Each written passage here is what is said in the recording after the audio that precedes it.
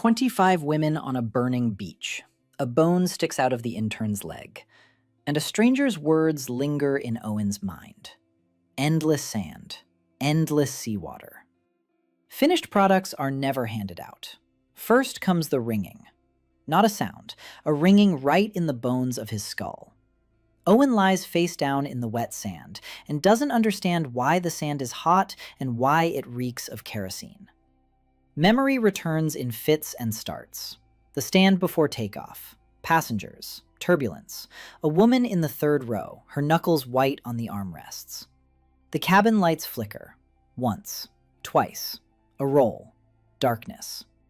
He wiggles his fingers. They move. He wiggles his feet. They move too. That's more important than anything else. To the right, someone's voice is breaking. To the left, someone is crying more quietly but without stopping. So they're alive. So he's not alone. Owen rolls onto his side and sees the entire beach. 200 meters of white sand, a green wall of jungle. The ocean is calm and indifferent, as if the crash never happened. Pieces of the hull are scattered across the sand. Seats, suitcases. Something is burning by the water. Black smoke rises straight up. There's no wind, so no one will see the smoke from far away. The steward part of his brain kicks in before the human part. Owen counts. 25 female passengers on the manifest, plus the crew, plus him. He stands up. It guides him. He sits back down. He tries again. He stands. And this is where the strangest part begins. A gray, transparent line hangs in the corner of his field of vision. It hangs like a watermark. It doesn't move when he turns his head. The text states that a certain hidden system has accepted the request. Raw materials are available, sand without limits, seawater without limits, wood in abundance. You need to describe what is required, and the raw materials will arrive. Finished products are never provided. Make it yourself. Owen squints, opens his eyes. The line is still there. The shouting on the right grows louder again. It pulls him back. He walks toward the sound. The sand burns his bare soles. 30 paces away, a young flight attendant in uniform lies on the ground. Her leg is twisted unnaturally. A bone is sticking through the skin. 2 women from the flight are leaning over her. One is yelling that a doctor is needed. The other is pressing a piece of her own blouse against the wound. The blouse is already soaked through with blood. Owen drops to his knees beside her. The flight attendant's name is Leah. He remembers that. They went through training together in Los Angeles 3 weeks ago. Both were trainees. Leah moves her lips silently. One of the women looks up at him sharply. She asks if there is a doctor among the survivors. Owen replies that he doesn't know, that he himself has only just woken up. The woman swears quietly and intently, and at that moment, Owen sees a second label above Leah. A small, pale tag right above her forehead. Sepsis will set in within 6 hours. He slowly shifts his gaze to the 2 women nearby. Above one hangs a tag stating that a person must believe the situation is solvable. Above the second, a tag about dehydration. Owen stands up. He says he'll go look for a first aid kit in the wreckage. It's his first lie on the island. He walks about 40 steps toward the thicket. He looks back. No one. He bends down toward the sand and whispers very, very quietly into the void. Clean drinking water. 1 liter. He feels like an idiot. He doesn't believe himself. The sand darkens. A puddle of clear liquid oozes out of the wet spot. No flash, no sound. It just appears where there was nothing before. Owen stares without blinking. He lowers his hand. He scoops it up. It's cold. He brings it to his lips. He takes a sip. Real water. Sweet after the salt in his mouth.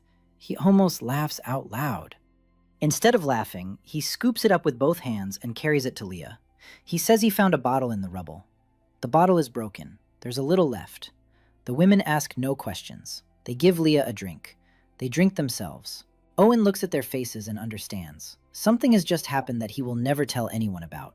25 women on the island. Leah with an open fracture and 6 hours until sepsis. The sand burns under his feet. And something has just clicked in his skull that none of them have. A half-baked flight attendant against the ocean. He turns and walks back toward the wreckage, to look for a first aid kit that doesn't exist. Owen returned to the fuselage, checking every step slowly. The sand was littered with shards of plastic and metal. One wrong step and he himself would become a patient. He approached the wreckage from the side where the cargo hold had once been. The door was torn off and hanging by a single hinge. Inside, it smelled of burnt plastic and something chemical. Owen climbed inside and immediately realized there wasn't much to look for here. Most of the cargo had burned up or been blown out on impact. He found 2 suitcases that wouldn't open and dragged them outside. One turned out to be a stranger's, a woman's, filled with clothes. The second was a service bag containing some flight logs. He didn't need either of those things right now. Owen climbed back out onto the sand and looked around. The women were gathering in a group closer to the water. Someone was bandaging someone. Someone else was sitting on the sand, staring at a single point. Owen counted 21 people, including Leah. That meant 4 were missing. He didn't want to think about that right now. He walked behind a distant wing fragment where no one could see him and dropped to his knees. He closed his eyes and tried to recall everything he knew about open fractures. He knew a little. In the airline's first aid course, they'd been told that the main thing was to stop the bleeding and prevent infection. After that, a doctor was needed. They didn't have a doctor.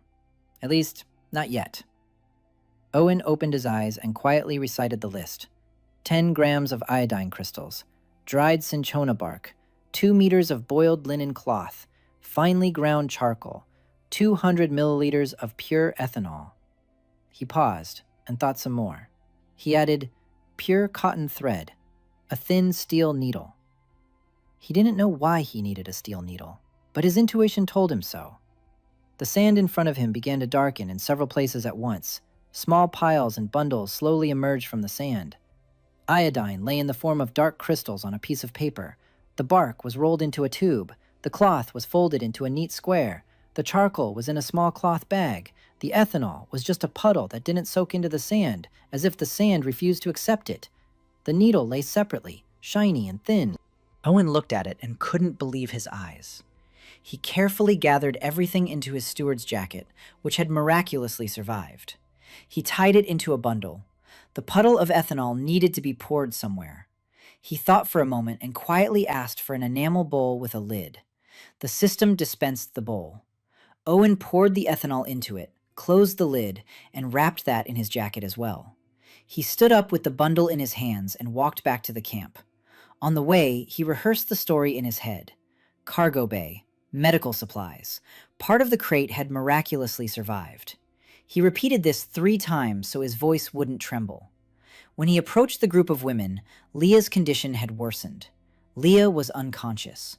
Her forehead glistened with sweat. Her breathing was rapid and shallow. One of the women raised her head, and Owen looked at her closely for the first time. She was a woman in her late 30s with short, dark hair and very calm eyes. There was a bloodstain on her sleeve, but it wasn't her own. She introduced herself as Inez Marchetti, a surgeon. She said it so casually, as if she were introducing herself at a cocktail party. Owen nearly dropped his bundle. He set it down in front of her and unwrapped it. Inez looked at the contents. She didn't say a word. She looked up at Owen. She stared for about 3 seconds. Then she looked back down at the bundle. She picked up a crystal of iodine between her fingers and turned it over. She sniffed the cinchona bark. She opened the bowl of ethanol. She closed it. Owen stood and waited. Inez asked where it came from. Her voice was flat, without inflection. Owen repeated his story about the cargo hold. Inez nodded. She knew he was lying.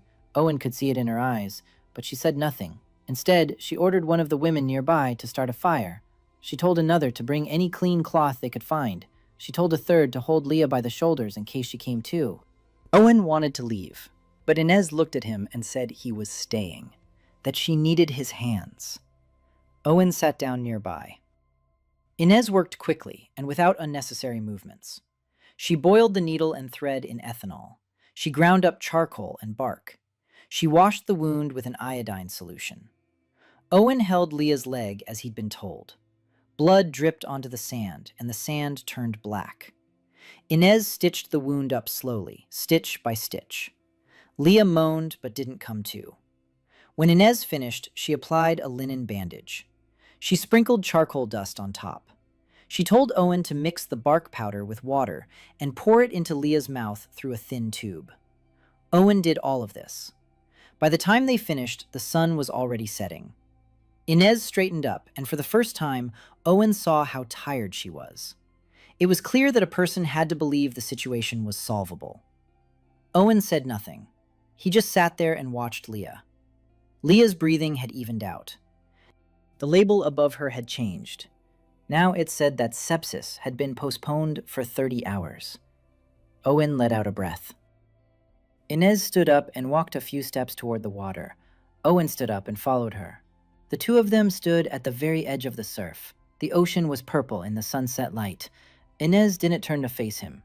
She said quietly that there had been no medical supplies in the cargo hold of this flight, that she had checked the manifest back in Singapore because she had a package of her own that she was waiting for, and that hadn't arrived, that iodine and cinchona bark were a very strange combination for a flight from Singapore to Los Angeles. Owen was silent.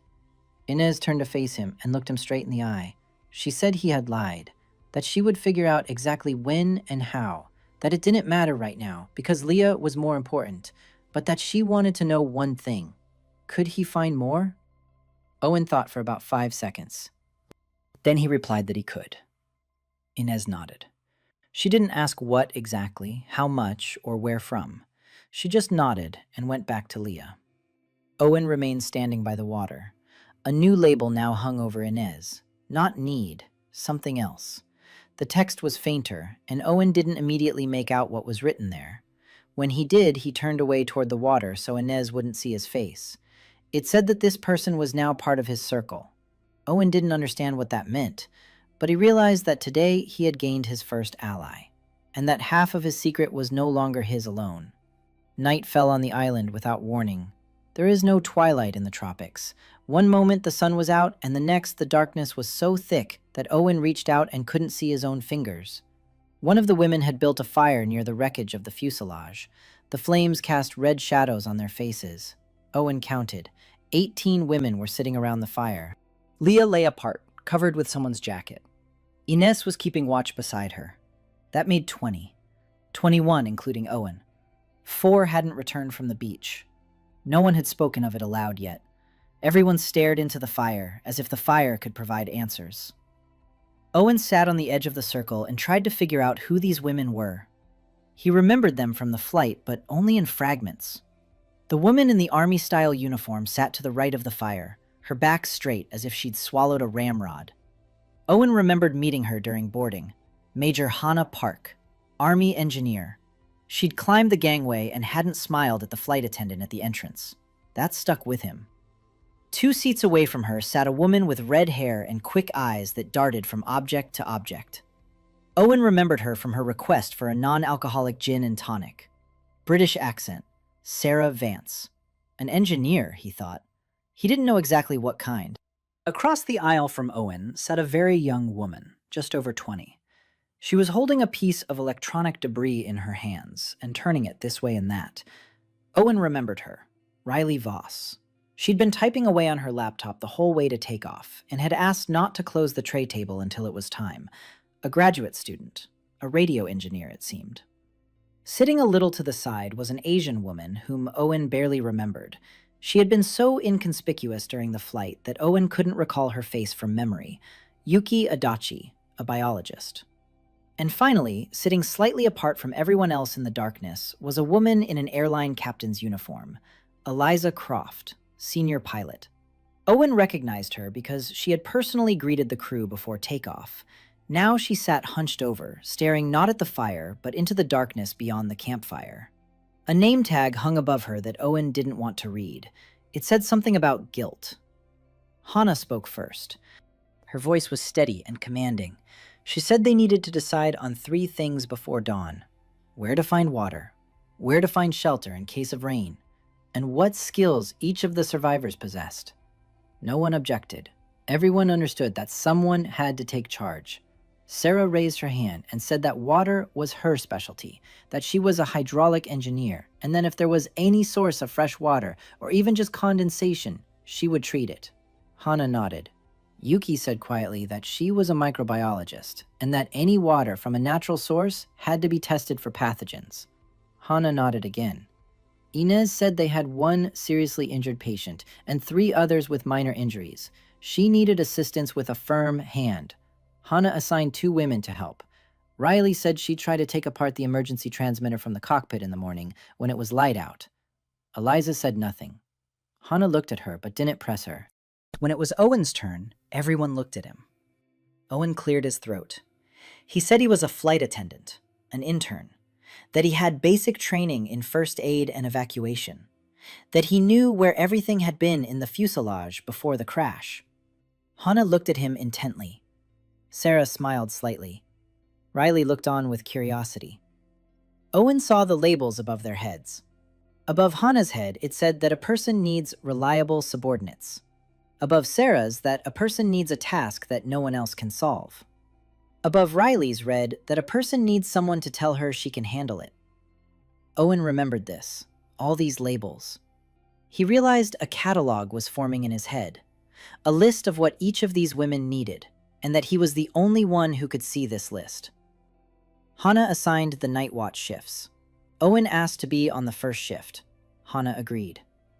When the circle around the fire broke up, Owen stayed sitting on the sand, watching the embers smolder.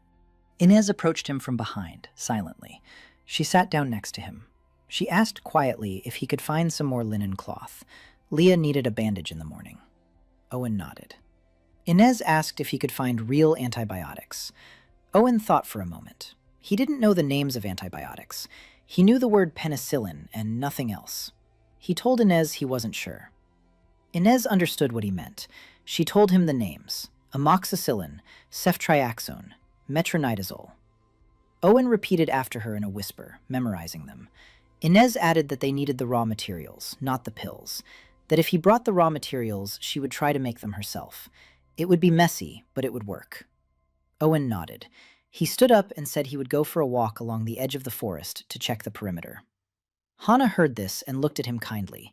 Owen walked off into the darkness with a torch made from a piece of plastic. When he had gone far enough that the camp was no longer visible, he stopped and lowered the torch into the sand. He stood alone in the darkness, listening to the night. The ocean to his left, the forest to his right. Somewhere in the forest, something was screaming with a voice like a bird, but not a bird. Owen dropped to his knees. He began whispering the names that Inez had given him. He didn't understand what these words meant chemically, but the system seemed to understand. The sand darkened in several places. Small bundles emerged from the sand. Some kind of powders, some kind of crystals. Owen gathered everything into his jacket. When he finished, he realized it weighed about 10 kilograms, exactly as much as he could carry in one go. He smiled in the darkness. The system was making its limits clear to him. He walked back to camp slowly, trying not to trip. On the way, he thought about what had happened by the fire. Hana had assigned everyone to their specialties. Sarah to water, Yuki to microbiology, Inez to medicine, Riley to communications, and him to what he knew about what was in the fuselage. It was a lie that everyone had accepted as the truth, and now his job was to keep that lie going, every night, time and time again. Owen came out to the camp from the other side so as not to attract attention, and placed the bundle next to Inez. Inez didn't look up. She just reached out and took it. Owen lay down on the sand near the fire. Above him was a starry sky, unlike any he had ever seen over Los Angeles. He looked up at the stars and thought of his mother. His mother was waiting for him in Los Angeles. 12 hours after landing, she had chemotherapy. Someone had to drive her there. It was supposed to be him. Owen closed his eyes. Tomorrow. Tomorrow he would think about it. Tonight, 20 women were sleeping by the fire, and not one of them knew that the water they had drunk at sunset had appeared from the sand at his whisper. And for the first time all day, Owen allowed himself to think that maybe he wasn't the most useless person on this island. Dawn came gray and damp. A low fog hung over the island, smelling of salt and rotting seaweed. Owen woke up to someone shaking his shoulder. It was Hannah. She said they needed all hands on deck. that they had to put up at least one shelter by noon, or the evening downpour would soak everyone. Owen got up. His body ached as if he'd been beaten with sticks all night. His back wouldn't straighten. His neck cracked when he turned his head. He didn't let on that it hurt. Hannah wasn't looking at him anymore. She was moving on to wake the others. Owen washed his face with seawater. The salt stung his bruised cheek. Work was already underway at the camp. Sarah was fiddling with a piece of wing skin, trying to bend it into the shape of a gutter. Riley was sitting on the sand with a disassembled radio transmitter, sorting the parts into piles. Yuki was walking along the water's edge, gathering something into a piece of cloth. Inez was changing Leah's bandage. Leah had regained consciousness during the night, and now her eyes were following Inez's movements. It was a good sign. Owen approached Hannah and asked what to do. Hannah pointed to a strip of forest about 30 meters from the camp. She said they needed straight trunks about 3 meters long, 6 of them for the canopy's frame, that they needed vines for binding, that they had 1 axe from the emergency kit and 1 saw from someone else's luggage. Owen took the axe. Hannah looked at him with a hint of doubt. She asked if he knew how to use it. Owen said his father had been an amateur carpenter, that his father had taught him how to chop wood when he was a child. It was true. It was one of the few things his father had taught him before he died. Hannah nodded and went to give instructions to the others. Owen walked toward the forest. The jungle's edge was dense, vines intertwined with young palm trees. The air between the trees stood still and was 5 degrees hotter than on the beach. Owen chose the first trunk of a young palm tree and began chopping. The axe was dull. After 20 swings, his arm went numb. After 40, the trunk began to give way. On the 50th swing, Owen paused to wipe the sweat from his brow. He realized that at this rate, they would be chopping 6 trunks all day. He looked around. No one. He lowered the axe and quietly asked the system. 6 trunks of young palm trees, straight, 3 meters long, 15 centimeters in diameter, stripped of bark. He waited. Nothing happened. Owen frowned. He tried again, slightly differently. 6 bamboo trunks, straight, 3 meters long, thick-walled. The sand beneath his feet began to darken. 6 long objects slowly emerged from the sand, one after another. Bamboo, fresh green, perfectly straight. Owen looked at them and realized 2 things. First, the system only recognizes what it has an exact specification for. A palm tree with bark is not a material. Bamboo with the specified dimensions is a material. Second, 6 stalks is exactly the limit of what he can carry. He tried lifting one, heavy but manageable. He could carry 6 of those in just 2 trips. Owen tied them together with a rope he'd found and dragged them back to camp. On the way, he thought about what to say. When he emerged from the forest, Sarah was the first to see him. Sarah dropped her piece of siding and walked over. She looked at the bamboo, then at Owen, then back at the bamboo. She asked where he'd found it. Owen said he'd found a bamboo grove half a kilometer inland, and that there was a whole clearing of ready-to-use dry material that someone had apparently harvested and left there long ago. Sarah looked at him very intently. She said it was very convenient. Owen agreed that yes, it was very convenient. Sarah paused and said that next time she would go with him. Owen replied that he could do it faster on his own. Sarah narrowed her eyes. A new tag appeared above her. Owen read it out of the corner of his eye. It said that a person needed to understand. Owen looked away. Hannah approached and didn't ask any questions. She saw the bamboo and immediately began measuring it. She said that bamboo was even better than palm trees. She asked how much more Owen could bring. Owen said there was plenty more in the grove, that he would go back again. Hannah nodded and assigned people to work around the materials. An hour later, the frame of the shelter began to rise. Hannah worked silently and precisely. Every movement of her hands was measured. Owen watched and learned. He understood that he had to remember exactly how Hannah tied the joints, what knots she used, at what angle she placed the supports. It might come in handy later when he was on his own. Sarah was working nearby and occasionally cast quick glances at Owen. Owen pretended not to notice. By noon, the shelter was standing. It was a simple structure, 4 supports, 2 crossbeams, and a dense roof made of woven palm leaves. All 18 women could fit under the shelter if they sat close together. Leah was carried over first. Hana announced a short break. Everyone sat down in the shade. Yuki brought her haul from the beach. They were large, flat clams. She said they were safe, that she had identified the species, that they could be eaten raw if absolutely necessary, but it was better to fry them. Hana ordered a second fire to be built for cooking. Owen volunteered to fetch firewood. Inez looked at him as he stood up. She didn't say anything, but Owen realized she wanted to talk to him. He nodded at her and headed toward the woods. 3 minutes later, Inez caught up with him among the trees. She stopped in front of him and asked directly. She asked how much more he could bring and what the weight limit was. Owen thought for a moment. He said he didn't know exactly, that the more precisely he described it, the more precise the result would be.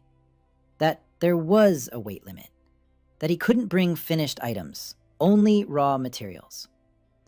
Inez listened without interrupting. When he finished, she said she had a request for him. She said that Leah was their first casualty, but not the last. That there were 2 more women in the camp with suspected internal bleeding, which she can't confirm yet without equipment. That she needs a basic diagnostic kit. She'll make a stethoscope herself from whatever she has on hand if she has rubber and metal in the right shape. Thermometers too, but she needs reagents. Ready-made iodine tincture, hydrogen peroxide, glycerin, distilled water. Owen was taking it all in. Inez continued. She said that if he could bring zinc and copper wire, she would make a simple galvanic cell to purify water through electrolysis. Yuki knows how to do that. Owen realized that Inez was already thinking several steps ahead, that she wasn't just using his ability, she was making a plan. Inez looked at him and said one more thing. She said that Sarah already suspects something, that they need to be more careful, that Sarah is smart and stubborn, and if she sets her mind on getting to the truth, she will get there. Owen agreed. Inez added that there were 2 options. The first was to tell Sarah the truth. The second was to distract her with something more interesting. Inez leaned toward the second option. Owen agreed that he did too. They returned to camp separately. By evening, Owen had a clear plan in his head for the next 3 days. Water, basic medicine, safety. He could give each of the women what she needed, but only if they didn't know where it came from. And only if he managed to learn from them quickly enough to keep up with their own plans. By the morning of the 4th day, the camp had run out of water. It was no surprise. Hana had warned the day before that the emergency supplies salvaged from the wreckage would last a maximum of 2 days if they conserved it, and that they needed to urgently resolve the issue of a water source. Sarah was up before dawn. Owen saw her silhouette against the lightening sky.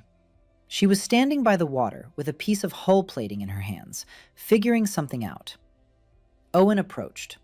Sarah turned around and wasn't surprised. She nodded to him like an old colleague on the morning shift.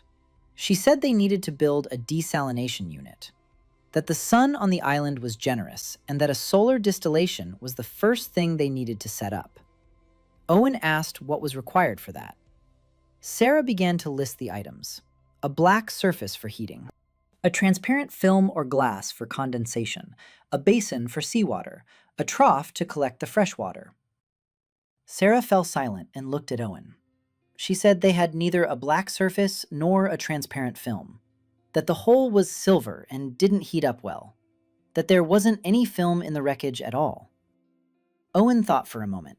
He asked Sarah how clear the film needed to be and how thick. Sarah looked at him strangely.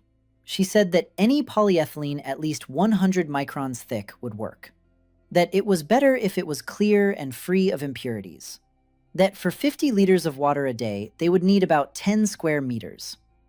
Owen nodded. He said he would go walk the perimeter and look through the debris. Sarah narrowed her eyes again. She said that Owen had walked the perimeter 17 times over the last 3 days, and every time he brought something back.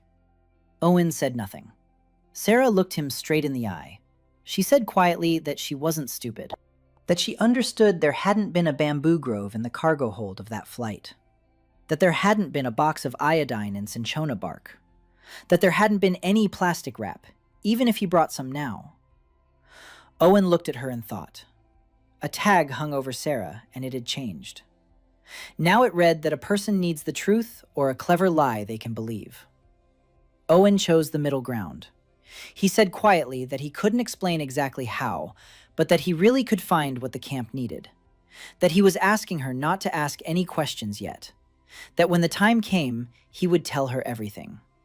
That lives depended on this oddity right now, and that if they started discussing it out loud, everything would fall apart. Sarah looked at him for a long time. Then she smiled, not with malice, but rather with weariness. She said she agreed to the condition, but she had one request in return. She said she wanted to work directly with him, that if he brought the materials and she built the devices from them, it would be faster and more accurate. Owen agreed immediately. It was the best option. Sarah held out her hand to him. Owen shook it. The same thin tag now hovered above her that had once appeared above Inez. That this person was now part of his circle. Owen noted this to himself. Sarah turned away and walked back to the camp to gather the others for work. Owen headed toward the forest. He moved a safe distance away and asked the system. 10 square meters of transparent polyethylene, 200 microns thick. A sheet of black rubber fabric, 6 square meters. A glass tube for collecting condensate, 2 meters long with an inner diameter of 8 millimeters. The sand darkened. The materials appeared. Owen estimated the weight. It was borderline. He tied the film into a tight roll. He folded the rubber fabric separately. He wrapped the tube in plastic so it wouldn't break. He picked everything up and carried it away. When he emerged from the woods, Sarah had already prepared the site. She had dug a wide depression in the sand, 2 by 3 meters. She had laid the metal scraps along the edges. She saw the roll in Owen's hands and didn't say a word. She simply walked over and took it. Owen helped her spread the rubber sheet across the bottom of the pit. Then they poured seawater into it from the buckets the other women had brought. Sarah stretched a plastic sheet over the top and secured it with stones along the edges. In the center of the plastic sheet, she placed a small stone so that the sheet sagged downward in a cone shape. She placed an empty bowl under this cone. Owen watched and understood the principle. The sun heats the seawater. The water evaporates. The vapor condenses on the cold plastic. The droplets run down the cone and drip into the bowl. Sarah said the first water would be ready in 3 hours. That one pit like this would yield 15 liters of fresh water a day. That they needed at least 3 pits. Owen nodded. They went to dig the second one. Hannah came over to watch. She stood there silently for a long time and then said it was a good decision, that Sarah was doing a great job. Sarah smiled and said it was a joint effort, that without Owen she wouldn't have had the materials. Hannah looked at Owen. A label hung over her head saying that a person needs to understand which of the men in the camp is no slouch. Owen met her gaze calmly. Hannah nodded and went on to give further orders. By lunchtime, all 3 pits were ready. By evening, about 40 liters of fresh water had accumulated in the bowls. Leah was able to drink a whole mug. Her condition had stabilized. Ines gave her a second dose of the homemade antibiotic, and Leah fell asleep peacefully. Yuki tested the water using simple tests she'd made from iodine and starch. She said the water was clean, that it was safe to drink without boiling. Riley sat a little to the side and continued fiddling with the radio transmitter. Owen walked over to her. He sat down next to her and asked how it was going. Riley sighed. She said the circuit board had partially burned out, that she needed a new quartz resonator for a specific frequency, that without it, the transmitter would never work. Owen asked what frequency exactly. Riley told him. Owen remembered it. There was a label hanging over Riley that said she needed someone to tell her she could do it. Owen said she could do it, that he was sure of it. Riley glanced at him quickly and lowered her eyes. She didn't say anything, but Owen could see that his words had hit home. He stood up and walked toward the woods. It was already dark, and no one paid any attention. He stepped away and asked the system for a quartz resonator tuned to the right frequency. The sand darkened. A small metal casing with 2 legs emerged from the sand. Owen picked it up and returned to the camp. He walked over to Riley and placed the quartz next to her laptop. He said he'd found it in the wreckage of the cabin, that he didn't know what it was, but it looked like what she'd described. Riley took the quartz. She read the markings. She froze. She stared at Owen with her mouth open. She said that this was exactly the model, the very one, the one she had been looking for. Owen shrugged and said he'd gotten lucky. Riley looked at him, and a new label appeared above her. That very subtle one, that this man was now part of his circle. Owen walked away before she could say anything else. He lay down in the far corner of the shed and closed his eyes. The 3 of them already knew he wasn't who he claimed to be. Only Inez knew for sure. Half of Sarah. Riley didn't know anything yet, but she'd figure it out soon because the quartz resonator was too much of a coincidence. Owen thought about it and realized that the circle was expanding faster than he wanted. But he also understood that there was nothing to fear. Each of them was a professional. Each of them understood that lives depended on his peculiarity. No one would run off screaming. The main thing was to keep it from those who shouldn't know. And the main thing was to manage to give each one exactly what she needed. Not in general, but her, personally, by name. Owen fell asleep to the sound of the waves and the steady dripping of water into the desalination bowls. Tomorrow would be the 5th day. The 5th day began with rain. Not a downpour, but a fine, drizzling mist that seeped through the canopy's roof and woke everyone at once. Owen opened his eyes and saw that Hannah was already standing. She was holding a piece of wood in her hand and examining the rafters. She said loudly that the canopy was holding up at 70%, that they needed to reinforce the roof immediately before a real downpour hit. Everyone stirred. Sarah peered outside and cursed under her breath. She said that her desalinators would soon be flooded from above, and the film would sag under the weight of the rainwater, that the frames needed to be reinforced urgently. Owen stood up. He felt that the ground beneath him had softened overnight. The sand had turned to mush under the canopy. That was bad news. Inez looked up from Leah. She said the wounded woman couldn't be left on wet sand. They needed a dry surface immediately. Hannah nodded and began giving orders. She sent 2 women to gather palm leaves to reinforce the roof. 2 others were sent to reinforce the supports. Sarah ran to the desalinators. Owen approached Inez and asked what she needed for Leah. Inez said they needed wooden planks, any kind. The main thing was that they be flat and clean, to make a platform for Leah out of them. Owen nodded and headed toward the forest. On the way, he ran into Riley. Riley was running toward the camp with a piece of plastic in her hands. She quickly told Owen that the quartz was working, that she'd managed to install it last night and check the connections, that the transmitter was showing signs of life but didn't have enough power, that she needed an antenna and a proper power source. Owen paused for a second. He asked what kind of power source exactly.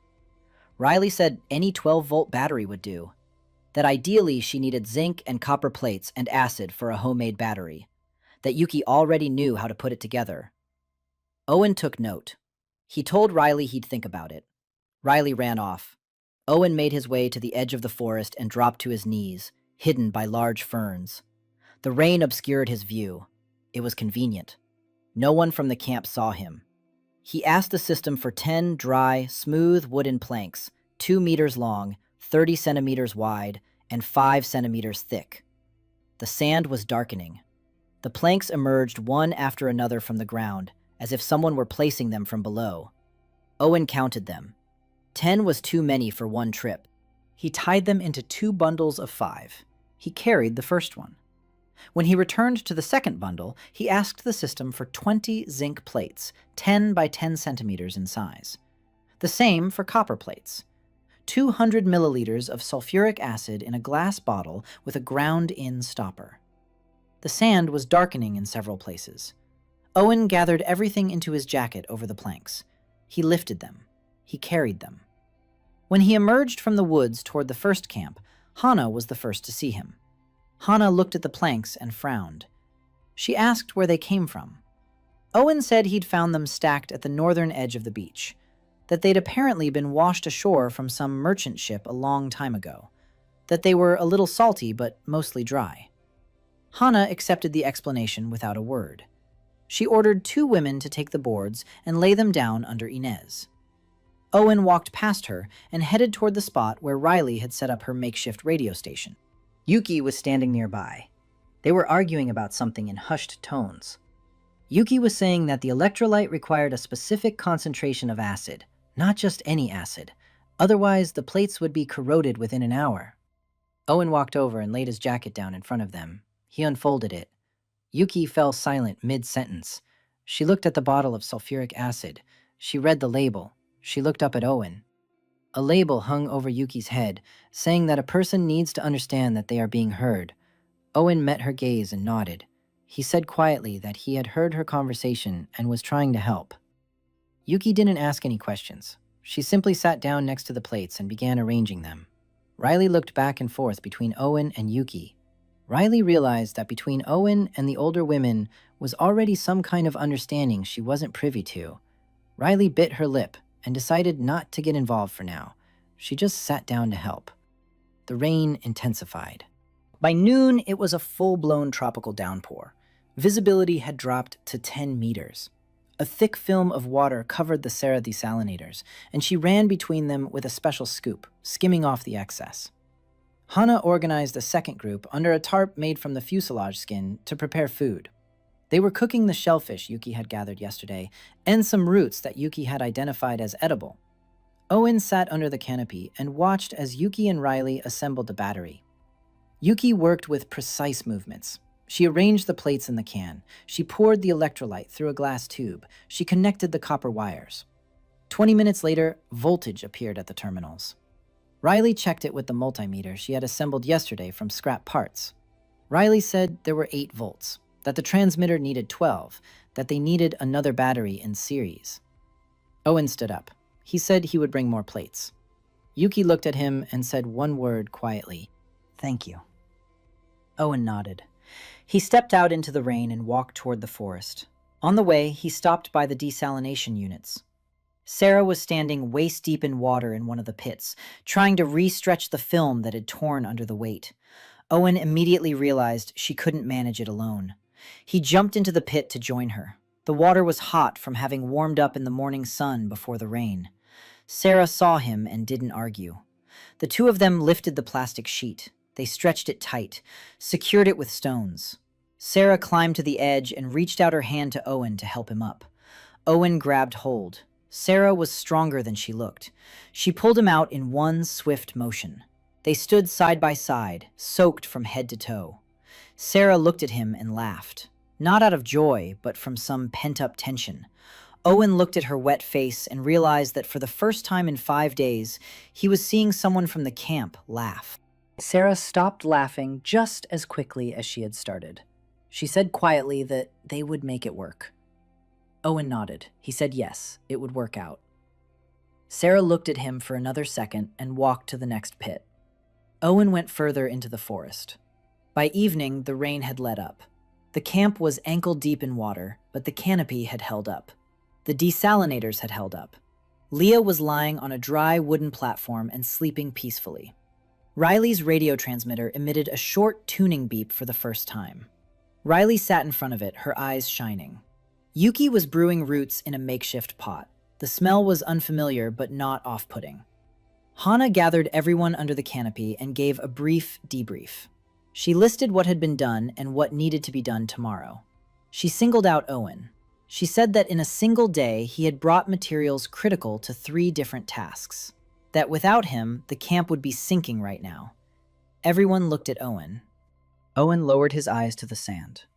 He couldn't see his own tag above him, but he sensed that several tags above the women around him had quietly changed their text. Where before there had been specific requirements, now a single word was written. Trust. Eliza Croft sat apart from the circle. She hadn't come out for dinner.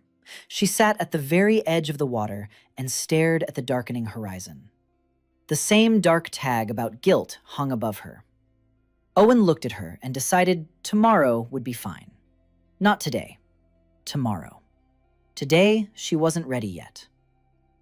Night fell quickly.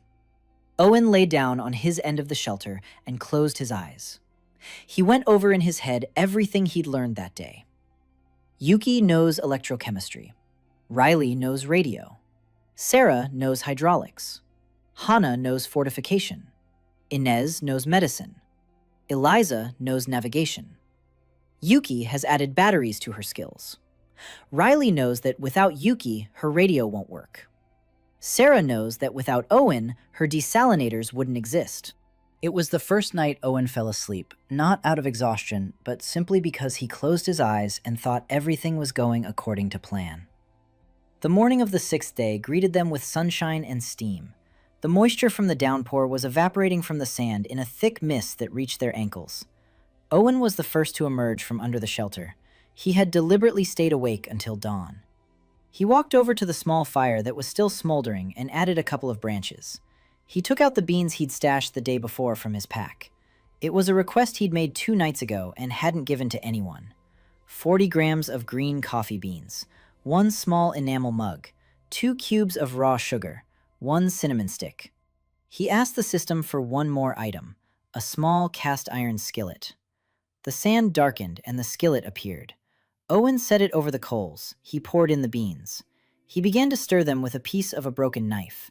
The beans gradually changed color. First yellow, then brown. The smell rose so strongly that Owen almost closed his eyes.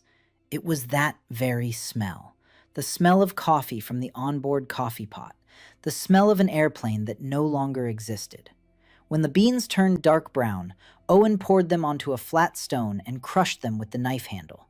He poured the resulting powder into a mug. He poured boiling water from the kettle over it.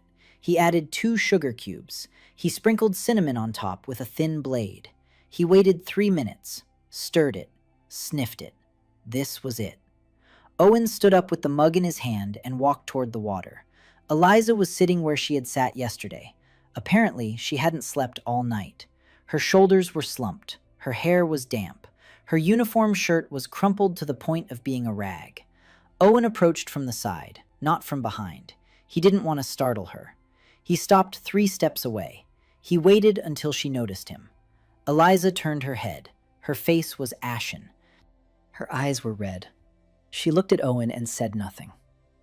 Owen sat down next to her on the sand. Not right next to her. He kept his distance. He silently placed the mug between them.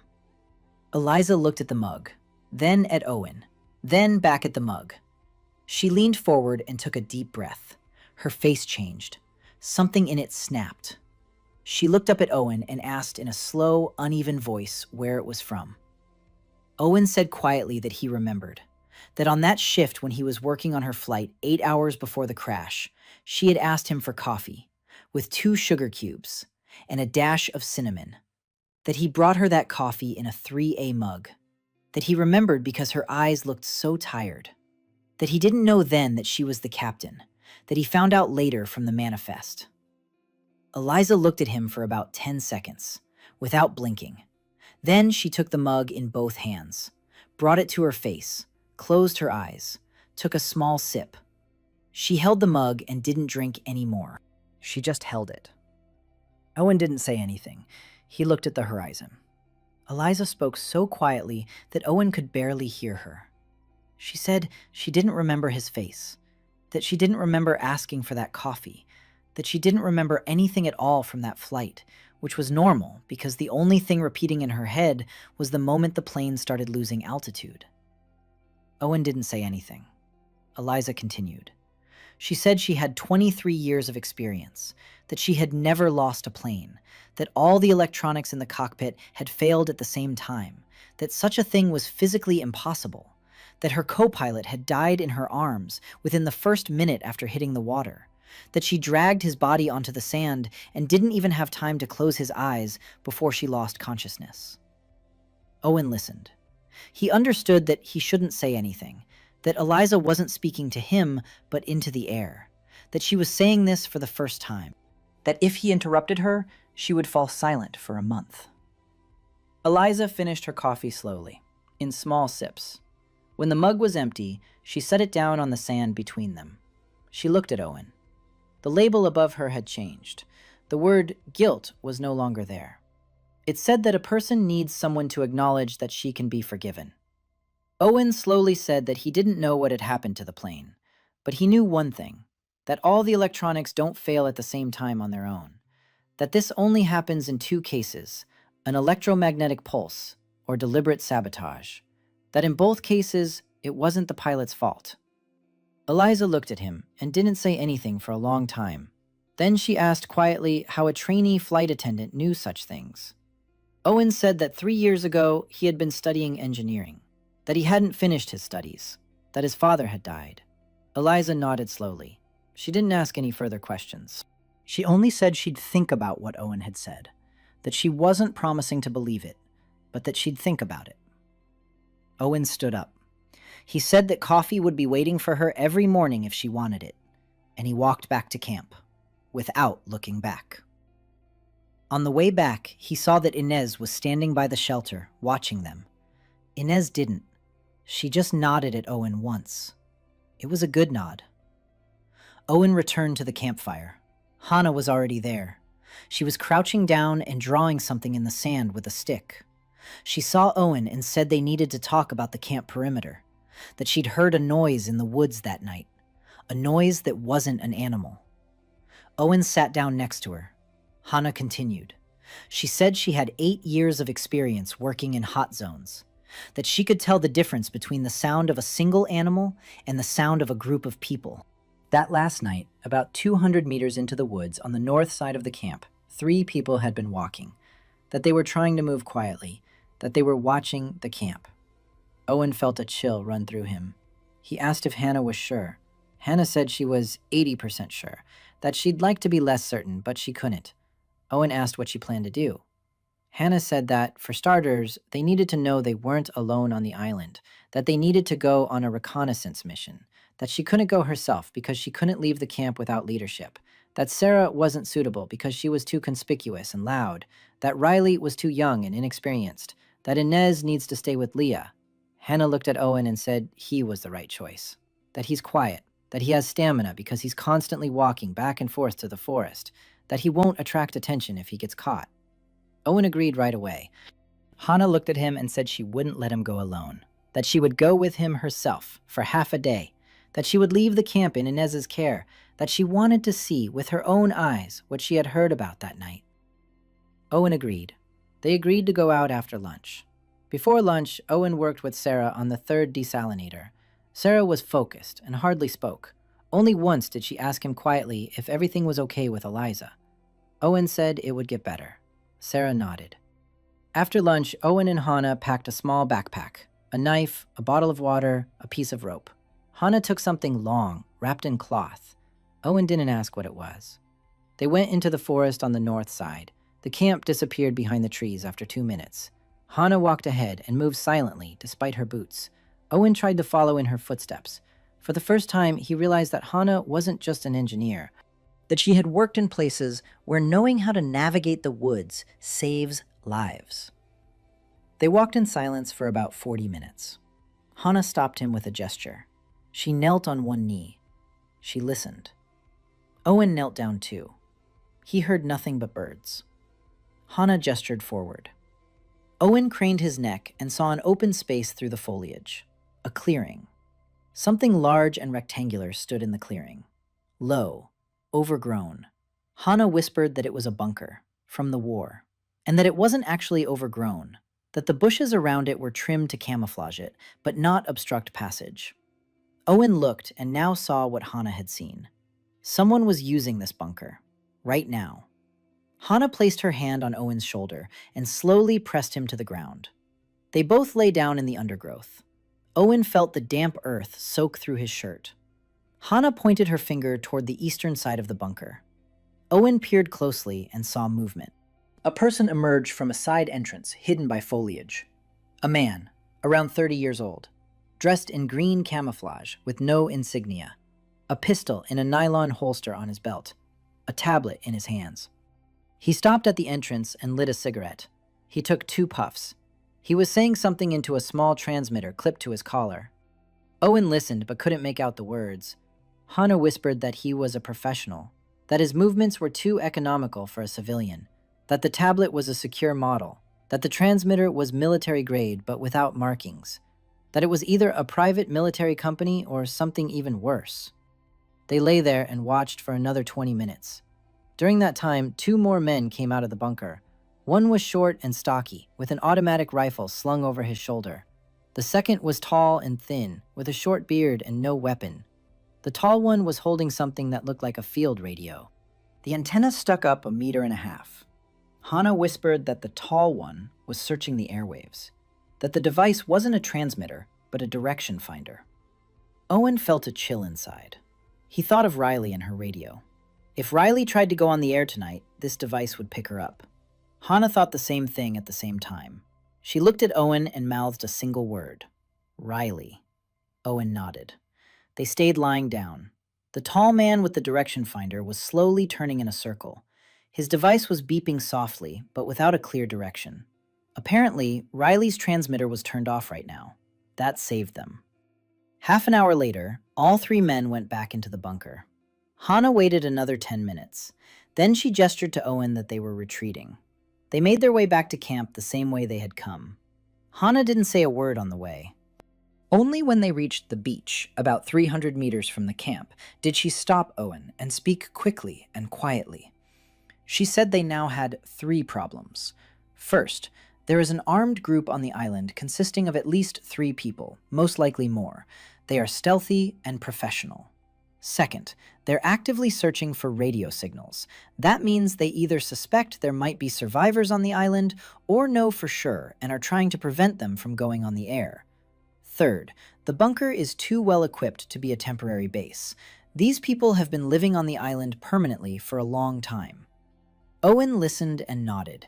Hana looked at him and said that Riley must not turn on the transmitter until they've developed protection against direction finding, that the camp must not be left without armed guards, that they need to start setting up perimeter, and that only the 2 of them knew about all this right now, that they couldn't scare the others just yet.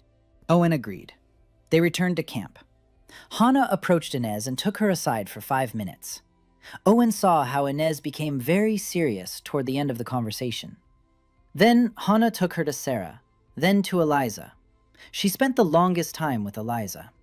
Eliza was the only person in the camp, besides Hana, who had experience assessing external threats. Hana decided not to tell Riley and Yuki yet. Owen agreed. Riley needed to stay focused on the radio. Yuki needed to stay focused on water and medicine. By evening, Hana had a plan. She announced to the whole camp that no one was to go into the forest alone anymore, that any movement beyond the beach was now to be done only in pairs, that Owen and she herself would set up a perimeter of traps for the night. No one asked any questions. Everyone accepted this as a reasonable precaution against wild animals. Owen and Hana went out to the northern edge of the forest that evening. Owen had gone ahead alone to a safe distance and requested supplies from the system. 200 meters of thin steel wire, 20 steel springs, 40 metal stakes, each 20 centimeters long, half a kilogram of broken glass shards grams. Hana saw what he had brought and froze. She looked at Owen. Owen met her gaze. Hana understood. She realized that Owen had the same peculiarity that Inez and Sarah had already hinted at regarding her. She didn't fully understand it, but enough not to ask questions right now. Hana worked with the traps as if they were poetry. She placed the stakes at a specific angle. She stretched the wire at ankle height. She camouflaged them with leaves. Each trap didn't kill, but maimed. Hana said they didn't need corpses, that they needed warning signals, that a person in a trap would scream and the camp would hear it. They set traps for 3 hours. When they finished, Hana looked at Owen and said that in her career she had set up a perimeter 17 times. That only 3 times had she had equipment of this quality, that usually she had less. Owen didn't say anything. Hana continued. She said she wouldn't ask him where it came from right now, that she'd ask later when there was time, but that there was one thing she wanted to understand right now. She asked if it worked on people and on weapons. Owen thought for a moment. He said he didn't know for sure. That the system had limitations on what was considered finished goods versus raw materials. That he wouldn't be able to get weapons as finished products. That components might be possible. But he wasn't an expert. Hana nodded. She said that was fine, that components were already a lot, that she would make him a list by morning. They returned to camp. Inez, Sarah, and Eliza were sitting by the fire. When Owen approached the fire, Eliza looked up at him. It was the first time she'd looked at him as an equal rather than right through him. She held out her mug to him, the very same enamel one. She said she would have returned it to him in the morning, but that she'd thought about it and decided she wanted to give it back now. Owen took the mug. He said the mug was hers, that he had made it for her. Eliza blinked. She realized that Owen meant he hadn't found it, but rather made it. She didn't say anything. She just looked at him for a long time. The label above her changed again. Now it said that for the first time in a week, the person was allowing herself to return to work. Eliza stood up. She told the whole camp that she was ready to resume her duties as captain starting the next morning, that she had a map of the crash site in her head, and that she could calculate the island's approximate coordinates if she had a starry, cloudless sky and a watch. Sarah said she had a watch, a digital one, made from debris, accurate to within 1 second a day. Eliza nodded. She said she would begin observations tonight. Hannah walked over to Eliza and shook her hand. It was the first time Owen had seen Hannah make physical contact with anyone from the camp. After dinner, Owen lay down on his end of the shelter. He was going over the whole day in his head. Hannah now knew about his oddity. Eliza was starting to come back to life. Armed men were stationed in the north of the island, searching for their signal. They had a direction finder. Tomorrow, he needed to figure out how to protect Riley. Owen closed his eyes and immediately opened them again. He realized what needed to be done. He needed Hannah's list of components first thing in the morning, and he needed to talk to Riley about shielding the transmitter. That was his job, a half-baked steward against a professional military unit. For the first time, Owen thought about it without irony. Before, the thought had seemed ridiculous. Now it didn't. Owen greeted the morning of the 7th day, already sitting by the campfire. He hadn't slept almost all night. Schematics for radio signal shielding, which he vaguely remembered from his sophomore year of college, were spinning in his head. Back then, they had taken a single joint course on electromagnetic compatibility, and he had missed that topic because he was burying his father on the day of the exam. Now, he regretted it more than ever. Riley was the second to come out to the campfire after him. She rubbed her eyes and asked why he wasn't sleeping. Owen said they needed to talk, that it was serious, that they'd better go down to the water. Riley followed him. They walked about 50 meters away from the camp. Owen stopped and looked at her. He said he had to tell her something and asked her not to panic. Riley immediately turned pale. She asked what had happened. Owen told her about last night's sortie. Not everything, just the main points. That there was a group of armed people on the island. That they had a direction finder. That she couldn't turn on her transmitter until they set up a shield. That if her signal was picked up, the camp would be in danger within 24 hours. Riley listened in silence. When Owen finished, she didn't say anything for a long time. Then she asked quietly what it meant to set up a shield. Owen honestly said he didn't fully understand, that he'd heard the general principles, that they needed a Faraday cage around the transmitter, that they needed a directional antenna that sent the signal in one direction rather than in all directions, that they needed filters on the harmonics so it wouldn't emit at unwanted frequencies. Riley looked at him in surprise. She said that for a steward, he knew some strange words. Owen replied that he was a dropout engineer, that he dropped out 3 years ago during his junior year. Riley nodded slowly. She said she understood, that she'd think it all over, that she needed a sheet of paper, a pencil, and a couple of hours. Owen said she'd have both. They returned to camp. Owen headed toward the forest on his usual route. He asked the system for a copper mesh with 2mm mesh, 3 square meters in area, 1 roll of aluminum foil, 10 ferrite rings, 100 ceramic capacitors of various ratings, 50 metal film resistors, a sheet of corrugated cardboard, a notepad, 5 graphite pencils. The sand was darkening in several places at once. It was the largest request ever made on the island. Owen barely managed to carry it all. By the time he returned, Riley was already sitting on the sand with a piece of airplane paneling, trying to sketch something with a knife. Owen set the items he'd brought down in front of her. Riley looked at the copper mesh, at the foil, at the ferrites, at the notebook, at the pencils. She looked up at Owen and said he was a strange man. Owen said he knew. Riley took the notebook and a pencil. She began to sketch. An hour later, she had a diagram. A small metal box made of copper mesh, a transmitter inside. On the outside, a directional waveguide-type antenna made of aluminum tubes, filters at every stage, power supplied through ferrites. Owen looked at the diagram and understood less than half of it, but he understood the main thing, that Riley knew what to do, that she just needed time and materials. Yuki walked over to them and stood beside them. She looked at the diagram. Then she said that one more thing needed to be taken into account in the diagram, that any transmitter glows in the infrared spectrum due to heat, that if they had a thermal imager there, they wouldn't need direction finding. Riley thought for a moment. She nodded and drew a heat dissipation path into the ground around the box. Yuki nodded approvingly. Owen stood there listening as the two women argued over technical details. He felt like a child who had accidentally eavesdropped on a conversation between adults. It was a pleasant feeling. It meant that they might actually pull this off. By lunchtime, Riley and Yuki had assembled half the device. Sarah came to take a look and suggested making the casing out of the wreckage of the plane's skin. She said the skin was aluminum and acted as a shield on its own. If they combined the copper mesh with the skin, they'd get a double shield. Riley agreed. Eliza came over later. She said she'd seen the stars through the clouds at night, that she'd roughly determined their latitude, that they were at about 7 degrees south latitude, that this was somewhere in the equatorial region of the Pacific Ocean, that they'd need more observations to determine the longitude. Hana listened to Eliza and nodded. She said that once they had the full coordinates, they could broadcast them, and then the search would be targeted. If the transmitter worked, if they weren't detected first. At lunch, Owen pulled Hana aside. He asked if she was ready to talk about the list of components. Hana nodded. They stepped away.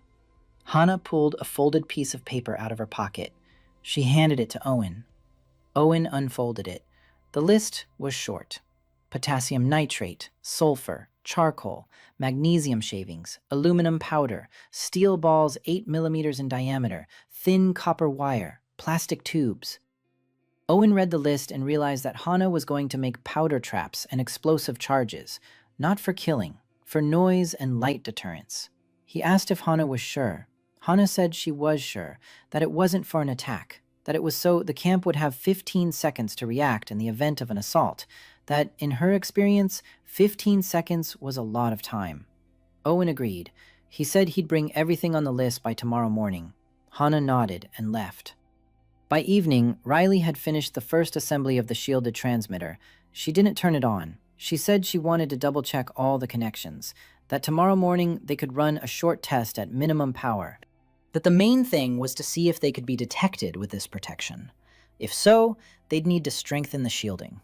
If not, they could gradually increase the power and try to call for help. Owen agreed with the plan. Before dinner, Inez approached Owen. She said that Leah had stood up on her own for the first time today and taken 3 steps, that the blood infection had been completely prevented, that she would still be limping for another month, but the bone would heal properly. For the first time in a week, Owen allowed himself a genuine smile. Inez looked at him and said that he had saved Leah. Owen replied that Inez had saved her. Inez said that without the raw materials he had brought, she wouldn't have been able to. That both truths were true, that both were important. Owen remained silent. After dinner, Eliza approached him and held out a second mug, identical to the first one. She said she'd found it in the wreckage of the galley, that she wanted Owen to have one too, so that every morning they could drink coffee together. Owen took the mug. It was cold and heavy in his hand. A tag hung over Eliza that read, "People learn to start over." Owen said he agreed, every morning. Eliza nodded and went down to the water to look at the stars. Before going to sleep, Owen went over everything they had in his head. Clean water, basic medicine, a secure transmitter they would try to turn on tomorrow, the perimeter of the traps, an army engineer about to set up powder traps, a captain calculating coordinates by the stars, a microbiologist testing every drop of water, a hydraulic engineer building the 4th desalinator, a surgeon walking around the camp and checking everyone for early signs of infection. And somewhere in the north of the island, 3 men with a direction finder who will either hear the signal tomorrow or they won't. Owen fell asleep quickly. He didn't know that he had exactly 36 hours left until the moment when Hannah made a miscalculation and one of the traps went off. Not on an intruder, but on one of their own. The 8th day began calmly. Leah made her way to the campfire on her own, leaning on a makeshift crutch that Sarah had fashioned from bamboo and a leather strap.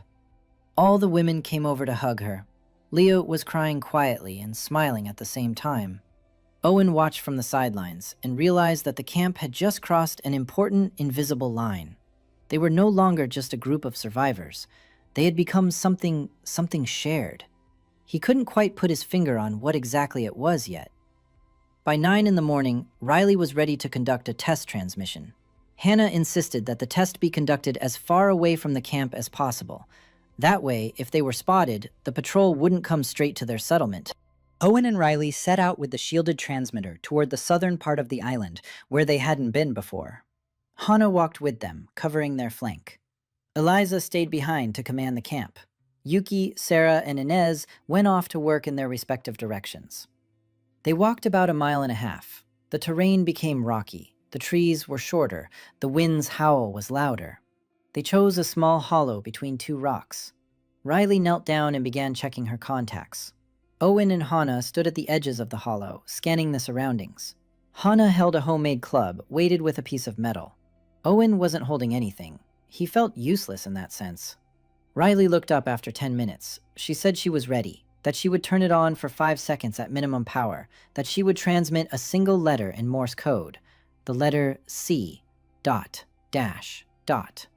If they received a response, she would continue. If not, she would repeat it in an hour. Owen and Hannah nodded. Riley pressed the button. The device clicked quietly. Riley tapped out 3 signals. She turned it off. 5 seconds passed. Nothing happened. 10 seconds passed. Nothing. 30 seconds passed. Still nothing. Riley sighed.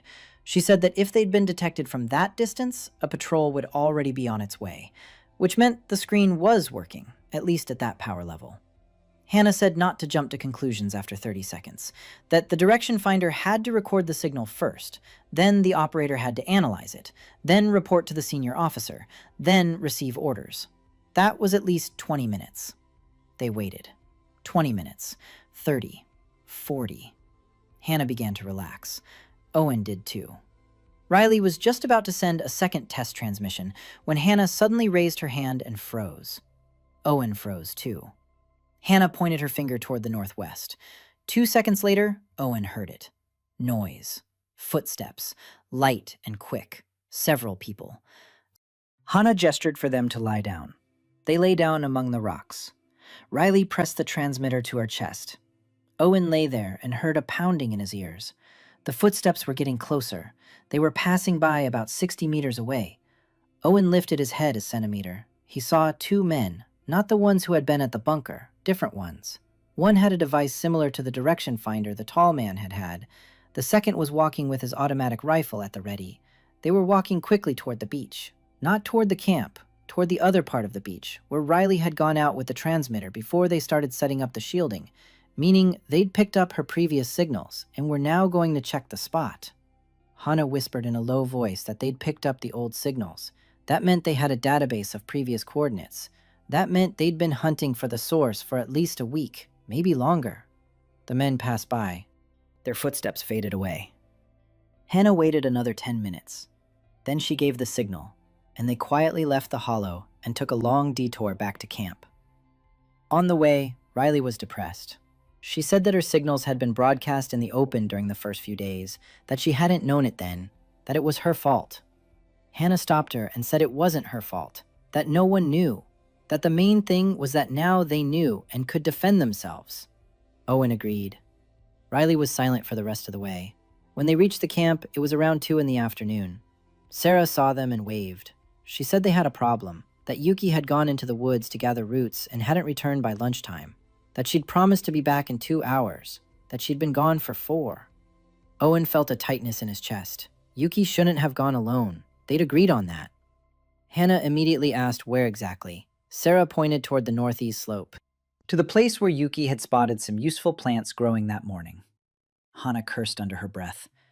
It was the area where they'd set traps yesterday. Hana ran off. Owen followed her. Riley stayed at camp. They ran across the sand toward the edge of the forest, through the bushes, through the first perimeter of traps. Hana knew where they were and skirted around them. Owen ran right behind her. They covered 200 meters, 300, 400. Hana stopped and called out Yuki's name. Silence. Again.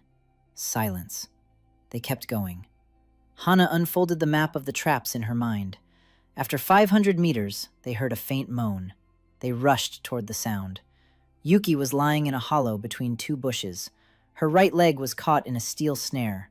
The snare had tightened around her shin and cut into her skin. Blood was flowing from beneath the wire. Yuki was conscious but pale. She saw them and smiled weakly. She said she hadn't heard it snap, that she had been looking for a papaya root, that it had snapped. Hana knelt down and examined the trap.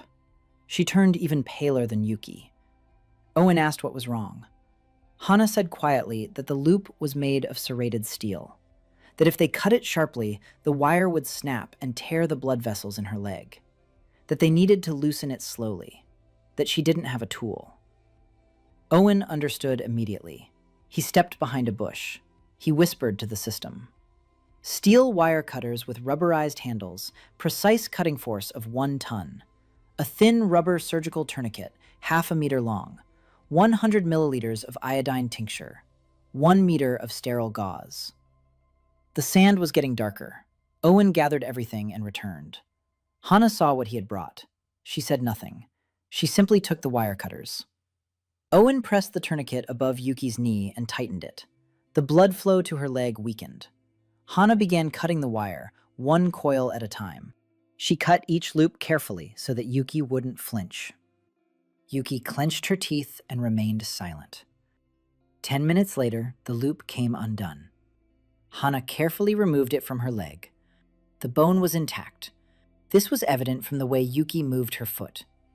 The blood vessels were intact as well. Only deep lacerations from the jagged edges. Owen poured iodine on the wound. He bandaged it with gauze. Hana lifted Yuki into her arms. Owen was surprised that Hana could lift a grown woman so easily. They headed back to camp. On the way, Yuki said quietly that Owen had found something again. Owen replied that yes, again. Yuki smiled weakly. She said that someday he would tell her where it came from. Owen replied that someday he would. They reached the camp.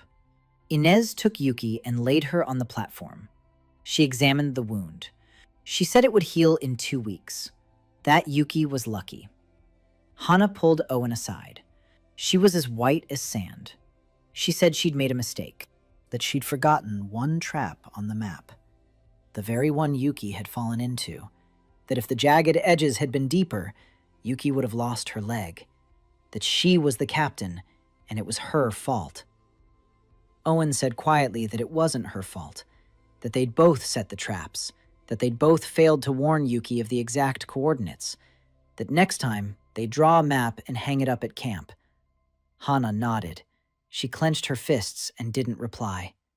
A heavy label of guilt hung over her, similar to the one that had hung over Eliza before. Owen briefly placed his hand on her shoulder. Hana flinched, but didn't pull away. She said quietly that she wasn't used to making mistakes in front of her subordinates. Owen replied that she wasn't alone, that her mistake was his mistake too. Hana looked at him for a long time.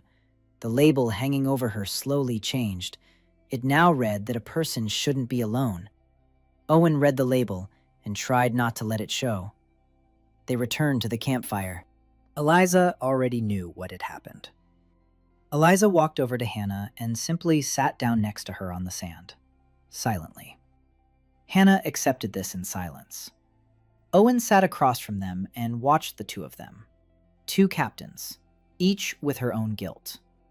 Both were no longer alone. The camp around them was quietly having dinner. It was the 8th day.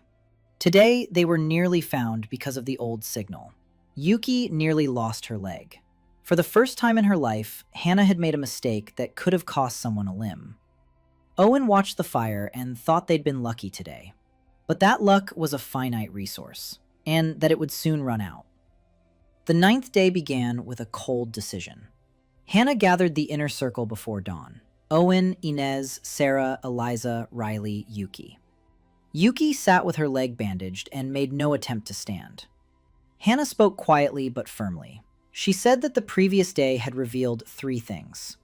First, the outsiders are actively hunting. Second, their trap system needed to be redesigned with an open map for everyone. Third, they need to shift from defense to reconnaissance. Knowing more about the outsiders than the outsiders know about them is the only way. Eliza agreed. She said that in her experience as a pilot in the war, those who survived were the ones who spotted the enemy first.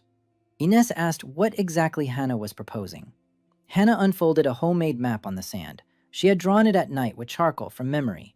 On the map was a camp, a bunker, the northern part of the island, and a large white spot they didn't know about. Hannah said they needed to figure out 2 things. First, exactly how many strangers were on the island. Second, what they were guarding in the bunker. That without answers to these 2 questions, any plan of theirs was a gamble.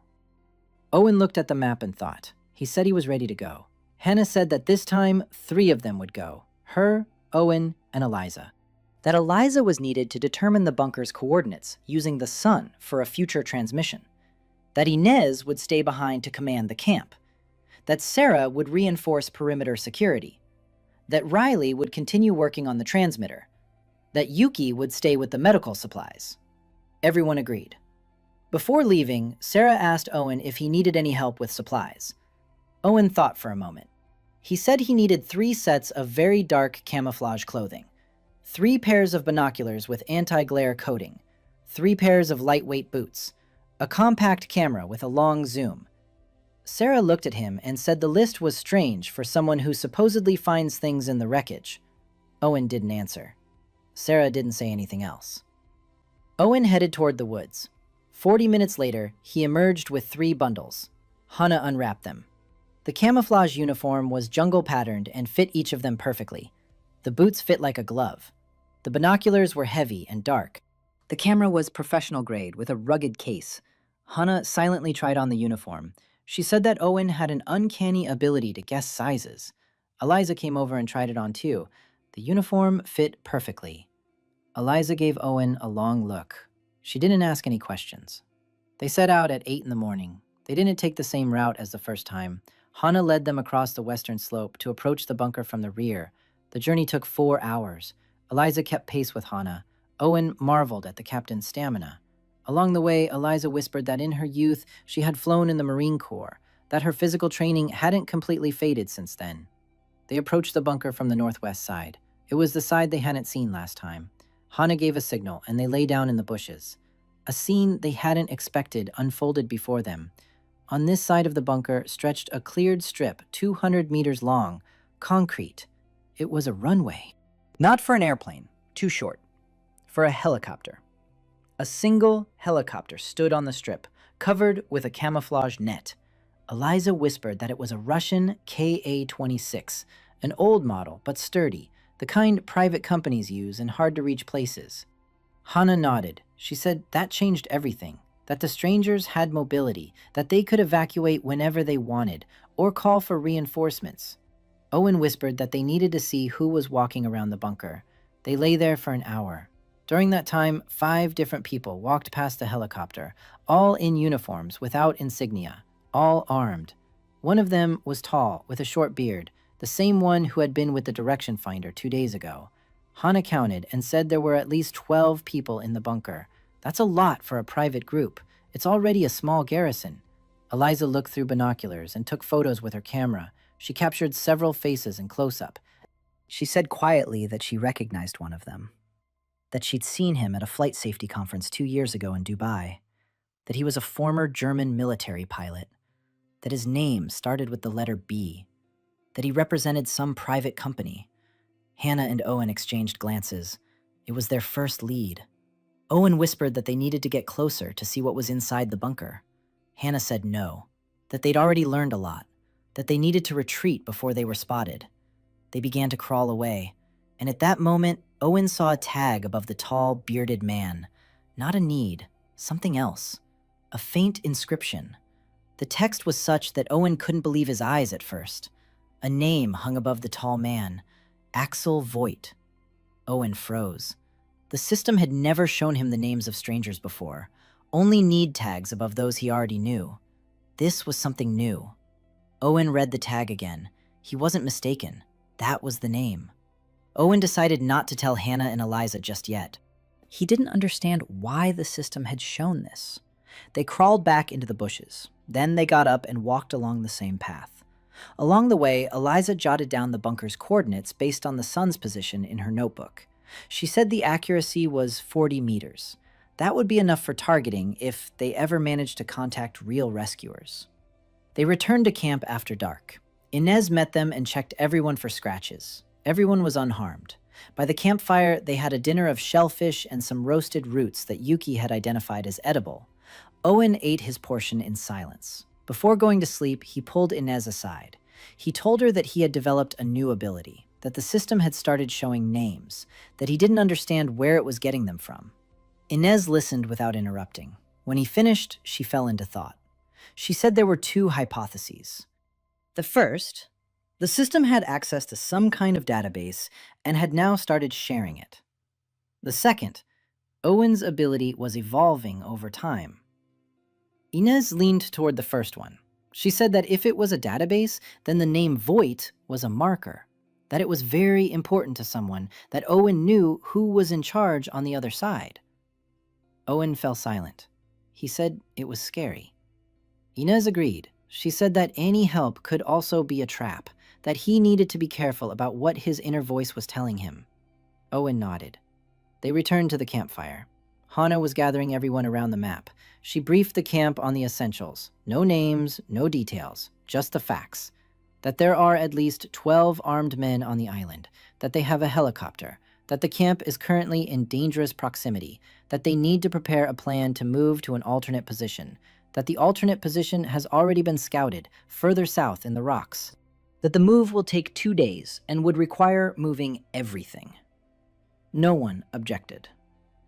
Leah raised her hand and said she was ready to go even on a crutch, that she wouldn't be a burden. Sarah said the desalinators could be taken apart and reassembled at the new location in a day if the site allowed it. Riley said the radio was portable. Yuki said she would pack the first aid kit into a bag. Ines agreed to the move. Hannah said the departure was for the 11th day, that they would spend the 10th day packing, that the 11th and 12th days would be for the journey. Owen looked at the circle and saw labels above each woman. They were all the same now. They all said one word: team. Owen lay down under the canopy. A name kept spinning in his head: Axel Voigt, a former military pilot. He commands a private military group, 12 armed men under his command, a helicopter, and somewhere on the other side of the system, someone decided that Owen needed to know this. Owen didn't know who that someone was, but he understood one thing: that this game was more than just the survival of 20 women on an island. That the system wasn't a natural phenomenon. That the system was an emergency protocol. And that if the protocol existed, it had an author. And the author was waiting somewhere for the outcome. Owen fell asleep with that thought. There were 4 hours left until dawn. The 10th day was spent packing. Leah, wearing only a jacket, sat by the fire and coiled all the rope they had into balls. Owen kept bringing back more and more supplies from the forest for the journey. Lightweight backpacks made of waterproof fabric, coils of nylon cord, a 2-person folding stretcher for Yuki, whose leg hadn't healed yet, spare canteens, salt tablets for disinfecting water on the road. Sarah took apart 2 water purifiers and packed the film and tubes into tight bundles. They left the 3rd purifier running until the very last moment. Yuki prepared the medical kit: 6 pre-made tourniquets, 10 first aid pouches, syringes filled in advance with homemade antibiotic in glass ampules that Inez had made, Riley took apart the radio transmitter. She packed each component separately. She sewed some of the parts into the lining of her jacket. She divided the antenna into 4 sections. Inez gathered everything left over from the first field operation and packed it separately. Leah approached each of them and asked how she could help. Everyone told her to sit down. Leah finally sat down and sewed 20 identical scarves from scraps of fabric. It was her sudden and unexplained activity. When Owen asked why the scarves, Leah said she wanted every woman in the camp to have a scarf with her name on it, so that when they marched in a column at night, the scarf would be on her arm, so they wouldn't get lost in the dark, so they could count everyone at any moment by the scarves. Hannah heard this and looked at Leah for a long time. She said it was a very good idea, that in the army every column has such markers, that Leah was thinking correctly. Leah blushed and continued sewing. By noon, preparations were on schedule. Hannah pulled Owen aside. She said they needed to test the powder traps before the crossing, that if she'd made a mistake in the formula, it would be better for them to find out now rather than when they actually needed them. Owen agreed. They walked far beyond the southern part of the beach into rocky terrain. Hannah assembled 3 test charges, each about the size of a small fist. They buried the first one under a layer of sand 10 meters away. Hannah attached a thin fishing line to the trigger. She pulled it tight. They moved behind a rock. Hannah pulled the line. The explosion was loud. A column of smoke and sand rose 3 meters high. Hannah nodded with satisfaction. She said it was enough for a light shock, that anyone within a 5-meter radius would be deafened for a minute and blinded for 10 seconds. That would be enough. They tested the second charge. It worked the same way. The third one didn't work. Hannah took it apart and found the cause. The primer was damp. She said they needed to make primers with a paraffin coating. Owen took note. They returned to camp. By evening, it was time for dinner. Hannah gathered everyone around the campfire and gave the final briefing. She explained the route. 3 hours south along the beach.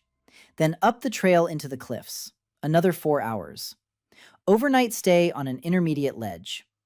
On the second day, 6 hours to a new position in a rock grotto.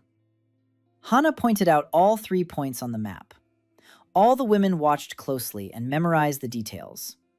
Inez asked what they would do if they were discovered along the way. Hannah replied that in that case, the group would split up. Half would continue toward the new point. The other half would lead the pursuers in the opposite direction, using a false trail. She had Plan B mapped out down to the last detail. She would brief everyone on it at 11 a.m. on the 11th day. No one objected. The camp went to sleep early. Owen lay there staring into the darkness. An hour later, he realized he wasn't asleep. He got up quietly and stepped out from under the canopy. Sarah was sitting alone by the fire. She nodded at him. He sat down beside her. Sarah didn't speak for a long time. Then she said quietly that she had a question for him. Owen waited. Sarah asked if it was true that Eliza gave him a mug every morning. Owen said she didn't, that she just drinks coffee with him. Sarah smiled. She said that everyone at the camp had already noticed. Owen was silent. He said that Eliza was grateful to him. Sarah said that it was more than gratitude. Owen didn't answer. Sarah looked at the fire. Then she said something strange. She said that once upon a time, her water purification had been stolen by a colleague in London, that he had filed the patent in his own name, that she had been removed from the list of authors, that she had fought in court for 3 years and ultimately got nothing back, that after that she had stopped believing in gratitude, that she had stopped believing at all that her work could be recognized. Owen listened. He didn't know what to say. Sarah looked at him and said that when he had told the whole camp the day before yesterday that the desalinators were her work and not his, it was the first time in 5 years that her work had been credited to her, that she wouldn't forget it. Owen lowered his eyes. Hanging over Sarah was a tag he hadn't seen before. It said that a person chooses whom to trust until the very end. Owen looked at her slowly. He said he was ready to tell her everything. Right now. Sarah froze. She said she wasn't sure she wanted to know. Owen replied that she had the right to decide for herself.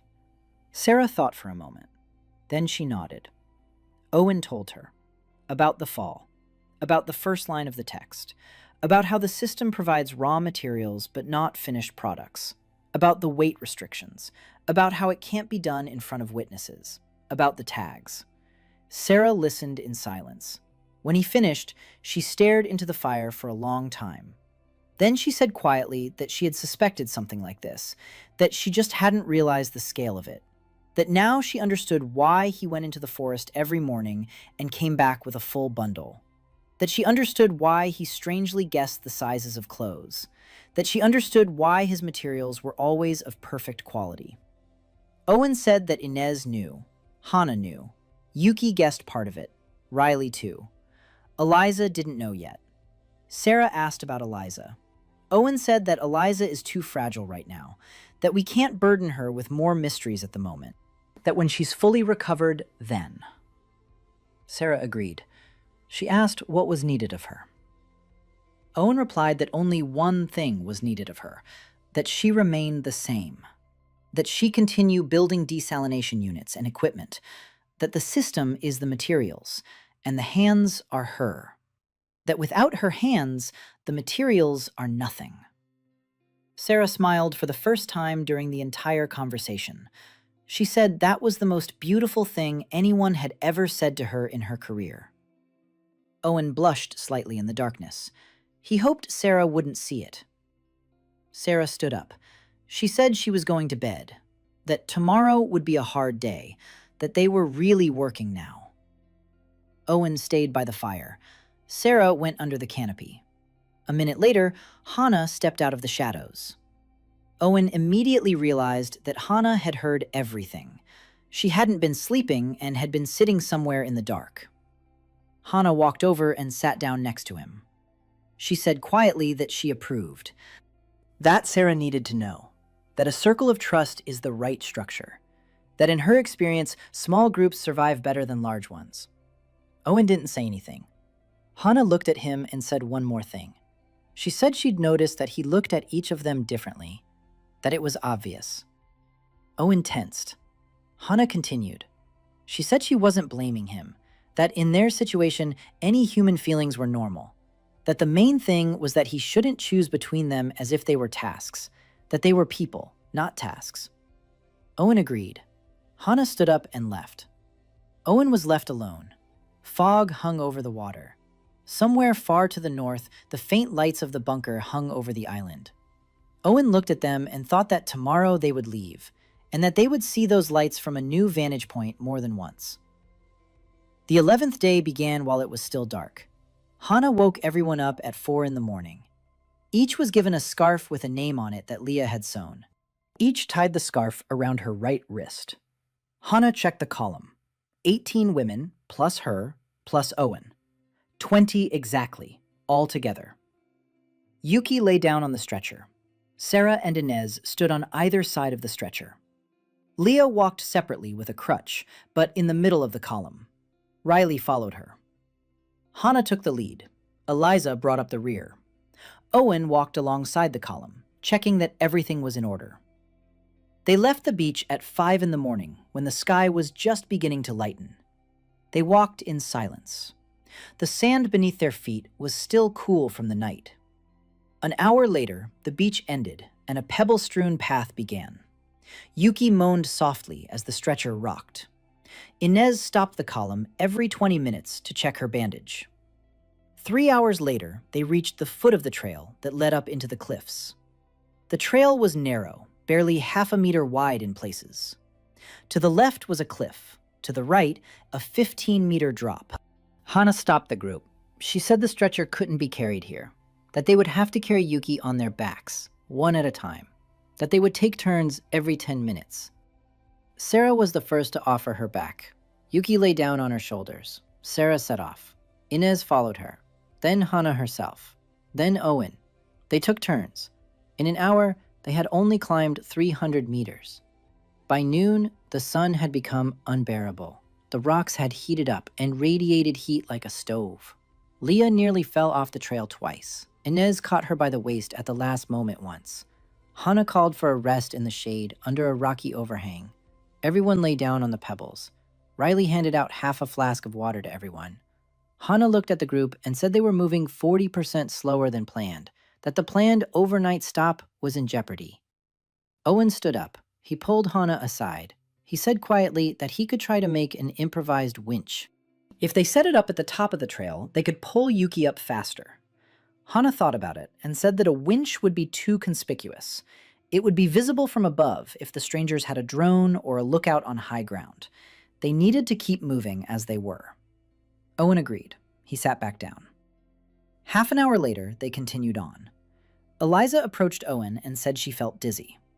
Owen looked at her. A warning sign hung over her. She needed salt. It was a sign of dehydration. Owen quietly handed her his canteen and a salt tablet. Eliza accepted them without question. 20 minutes later, she was walking normally again. They didn't reach the halfway point until 7 in the evening. It was a wide, rocky ledge surrounded on 3 sides by cliffs. From the 4th side, there was a view of the ocean. Hana checked the perimeter. She said it was a good spot, that there was 1 trail up and 1 down, that it was guarded by a single outpost. The camp was set up on the pebbles. Sarah unpacked some food. Everyone got 1 fresh flatbread that Yuki had baked from coconut flesh and herbs, and 2 roasted clams each. There was 1 canteen of water for every 2 people. No one complained. Hannah assigned 2-hour guard shifts. Owen took the first shift. He sat on the edge of the ledge and looked down at the trail. Eliza sat down next to him half an hour later. She held out her mug to him. The mug was empty, but Eliza poured a little boiling water from the shared kettle into it. No coffee, no sugar, just hot water. They took turns drinking from the same mug. Eliza said quietly that she wanted to tell him to tell him. Owen waited.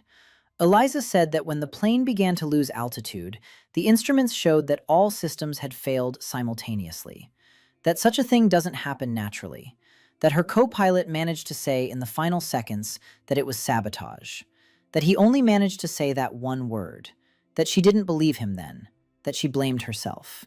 But that after talking with Owen a week ago, she remembered that word, and she started to believe it. Owen looked at her. He said that Eliza was right, that he himself now thought the crash wasn't an accident.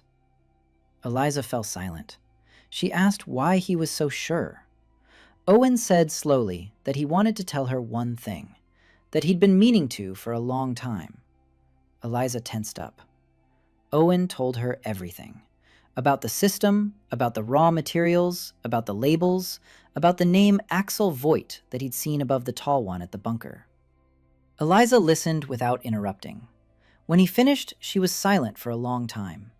Then she said quietly that she believed him, that the name Voigt matched the name of the German she remembered, which meant her memory was correct, that this group wasn't hunting their flight by accident, that there were women on their flight who knew too much, that they probably wanted to make the delegation disappear. Owen agreed. He said that Inez thought the same, that Hannah and Sarah knew, that now she did too. Eliza nodded. She said she was grateful to Owen for his trust, that she wouldn't let them down, that her experience as a pilot was her contribution to their survival. Owen saw a new label above her, subtle. For the first time in a week, a person felt like they were back where they belonged. Owen said nothing about that label. They sat in silence until the end of the shift, looking down at the trail. No one came. The night passed quietly. At dawn on the 12th day, they continued on their way. The climb became easier. The trail widened. By noon, they had reached the upper plateau. Hannah led the column further south for another 4 hours. By evening, they had reached a new position. It was a large rock grotto 15 meters deep with 2 exits and a natural spring of water flowing down the wall. Sarah immediately ran up to the spring. She tasted it. She said the water was clean. Yuki checked it with her kit. She confirmed it. Hana walked around the perimeter of the grotto and said they couldn't have found a better spot even if they'd searched for a month. That the grotto was covered by a rock from above. That the entrance was narrow. That 1 person would be enough to hold the defense. That there was enough water for 20 people, even without desalinators. Sarah immediately began marking spots for the desalinators on the sunny side outside. Riley found a spot for the radio station with a good view of the sky. Inez chose a corner for the medical station. Yuki lay down on one of the folding beds Owen had brought. Leah rested nearby. Eliza placed her bag with navigation calculations and notebooks in the center of the cave. Everyone took their places so quickly that Hana could only watch in surprise. When everyone was settled, Hana approached Owen and said they were at a new location, that a new phase was beginning now, that they needed to decide what to do next. Either they sit here and wait for the strangers to leave, or they launch an attack. Owen asked what an attack meant. Hana replied that she wanted to take out their helicopter. That without a helicopter, Voight would lose his mobility. That then the rescuers would have a better chance of picking them up. Owen thought it over. He said he'd think about it until morning. Hana agreed. Owen stepped out of the cave onto a rocky ledge. The ocean stretched out below. Somewhere far off on the horizon, Owen saw lights. A ship. A cargo ship. Too far away to make out anything, but it was the first ship they'd seen since the crash. Owen stared at the lights and thought about Voight. 12 armed men, a helicopter, a bunker, and 20 women, including the wounded one in the rock cave. On one side, the system. On the other, a military professional with a team. Someone on the outside is playing this game, and that someone didn't put Owen on that flight by accident. Owen finally allowed himself to finish the thought he'd been pushing away for a week. What if he wasn't the chosen one? What if he was just the guy on duty for the shift? What if someone up there knew they needed a protocol carrier and took the most inconspicuous one possible? A trainee flight attendant, a guy with no ambitions, a guy no one would even notice. Owen stared at the lights of the distant ship and realized he actually liked this idea. That being the chosen one was a burden, and being on duty was just a job, and that his shift was starting now. Owen spent the 13th day preparing. By morning, he had made his decision. They were going for the helicopter. Not today, in 24 hours. They needed to get everything ready in that time. Hana approved. She drew up a plan. A group of 4 people. Hana herself, Owen, Sarah, Eliza. Sarah was needed to disable the fuel system. Eliza was needed to figure out which specific helicopter components were critical. Hana and Owen for general execution. The rest remained in the grotto, under Inez's command. That night, Riley was preparing an emergency transmission at full power. The plan was as follows. The team would head out to the helicopter at 3 in the morning. Sarah would disable the fuel pump and the starter. Eliza would cut the hydraulic lines to the rotors. Hana would place a noise charge under the main beam. The charge would detonate the moment the helicopter tried to start its engines. That is, when the intruders were already at the controls and could be neutralized by the ground team. At the same time, Riley turns the transmitter in the grotto up to full power and broadcasts the camp's coordinates and a description of the situation. In plain text, on the international emergency frequency. Hana said this would either get them out within a day or sign their death warrant. There would be no middle ground. Owen agreed. Everyone agreed. Owen went into the woods to gather materials. The list was long. Sarah named the fluids and tools she needed to drain the fuel system. Eliza named hers. Hana added the components for the noise charge. Riley added a power amplifier for the transmitter. Owen repeated everything to the system in a list. The sand darkened in dozens of places at once. Owen gathered everything into 2 large bundles. He carried them away. He brought them to the grotto. Sarah worked all day on the charges and tools. Eliza was drawing the KA-26 hydraulic schematics from memory. Riley was assembling the amplifier. Hana was cleaning her knife. Inez went around to everyone, checking that everyone had a first aid kit. Yuki was now walking almost normally and was helping Inez. Leah sat with Riley and handed her parts from the list. By evening, everything was ready. Before leaving, Owen gathered everyone in the grotto. He stood in the center and said for the first time what he'd been meaning to say for a long time. He said that they had all put their trust in him. That he wasn't a professional at anything grand.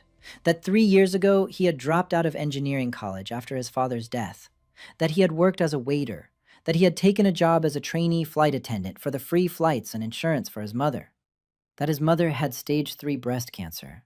That in Los Angeles, she had been waiting for him 2 weeks ago for chemotherapy, and he hadn't shown up. That he didn't know if she was still alive.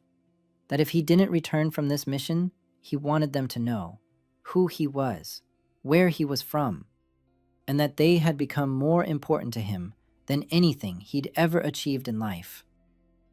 Owen fell silent. Everyone was looking at him. Above all the women in the grotto, identical tags appeared simultaneously. Owen read them out of the corner of his eye. They all said the same thing. "I will follow this man." Hana stepped forward. She put her hand on Owen's shoulder. She said that when they got home, she would personally contact her former colleagues in Los Angeles, and they would be at his mother's in 2 hours. That they would find the best hospital. That the insurance would cover everything needed. That this wasn't gratitude. It was a duty. Owen nodded. He didn't trust his own voice. Sarah hugged him briefly but tightly. Eliza handed him her mug. She said she wanted him to take it with him, so he'd have her good luck in his pocket. Owen took it. Riley said quietly that she'd turn on the transmitter at exactly 3:20 a.m. as agreed, that she wouldn't let them down. Inez checked his first aid kit personally. Yuki tied her scarf around his wrist over his sleeve. She said it was her protection against infections, that in Japan, mothers do this for their sons. Owen looked at her. Yuki lowered her eyes. They left the grotto at 10 o'clock in the evening. They walked all night down the trail. By midnight, they were already on the beach. By 2 o'clock, they approached the edge of the forest on the north of the bunker. Hana made a gesture and they lay down. Hana was the first to crawl toward the edge of the cleared zone. Owen followed her. Sarah and Eliza followed Owen. It was about 60 meters to the helicopter. A camouflage net covered it. A single guard was patrolling the perimeter. Hana whispered the guard's route. 40 steps in one direction, 40 in the other. Between the two endpoints was a 10-second window. They had to crawl through that window one after another. Hana crawled first when the sentry turned away. She passed through the window. She lay down under the helicopter's wing. Owen crawled second. He crawled through. He lay down next to Hana. Sarah was third. She crawled through. Eliza was fourth. All four were under the helicopter. The guard didn't notice. Sarah immediately crawled toward the fuel pump. Hana covered her from the side. Eliza crawled up to the tail rotor hydraulics. Owen remained on guard at the entrance to the helicopter's bay. Sarah worked quietly. She opened the hatch. She poured a special compound into the fuel filter, which was supposed to clog it on the first pump. She cut the thin starter wire so that it wasn't visible from the outside. She closed the hatch. She gave the signal. Eliza simultaneously cut the thin cable in the hydraulic system, also invisible from the outside. Hana placed her explosive charge under the main spar, a small bundle. It was connected to a trigger wire that would activate from the vibration of the running engine. They left by the same route, into the dead-end corridor, one after another. The guard didn't notice them. They crawled into the bushes and only stood up when they were about 200 meters from the helicopter. Hana whispered that everything had gone perfectly, that now they needed to get back to the cave before dawn, and they ran. They returned to the cave at 5 in the morning. Riley was at the transmitter. She said she would go on the air at 3:20, as agreed. Owen looked at his watch. There were 22 hours left until then. They hid in the cave. Everyone took turns sleeping. Owen lay down next to Eliza. Eliza squeezed his hand briefly. She didn't say anything. Owen fell asleep instantly. He didn't know that upstairs in the bunker, Voight had already received a report, that the sentry had discovered tracks under the helicopter that morning, that Voight had already given the order, that an attack on the camp was planned for that very night, that Voight knew the approximate coordinates thanks to old signal intercepts from Riley, that Voight had a complete map of the southern part of the island, that Voight was coming, that they had 15 hours left, not 22. The 14th day began with Owen opening his eyes at midnight because Hana was shaking his shoulder. Hana whispered that the sentry on the lower ledge had sounded the alarm, that people were coming up the trail from below, that there were many, that there were more than 10. Owen jumped up. Everyone in the cave was already on their feet. Riley was sitting at the transmitter. The clock read 12:30 a.m. There were nearly 3 hours left until the scheduled broadcast. Hana looked at Riley and said one word, "Now." Riley flipped the switch. The transmitter hummed to life. Riley began transmitting the grotto's coordinates and a description of the situation in plain text on the international emergency frequency. Hana assigned positions. Eliza stood by the second exit with a homemade spear. Sarah stood by the first exit, holding a grenade in her hands, ready to throw. Inez, Yuki, and Leah went deeper into the cave toward the wounded, of whom there were already 2. Besides Leah, there was another woman who had been bitten by a snake yesterday. Inez held a syringe with antivenom. Hana stood at the entrance with a pistol. Owen only just found out where Hannah had gotten the gun. She'd been keeping it in the lining of her jacket since day 1. Owen stood next to Hannah. He wasn't holding a weapon. He was holding Eliza's mug. The noise was getting closer. Hannah whispered that there were at least 12 of them, that Voight was coming alone, that this meant a decisive strike, that they needed to hold out until someone picked up Riley's signal. On the path leading to the cave entrance, the first powder trap went off. A bang. Someone screamed. Hannah shouted that one was down. Right after her, the second one went off. Another scream. Hannah shouted that the second one was down. Then there was a pause. Voight and his men had figured out where the charges were and were going around them. Voight's voice came from below, out of the darkness.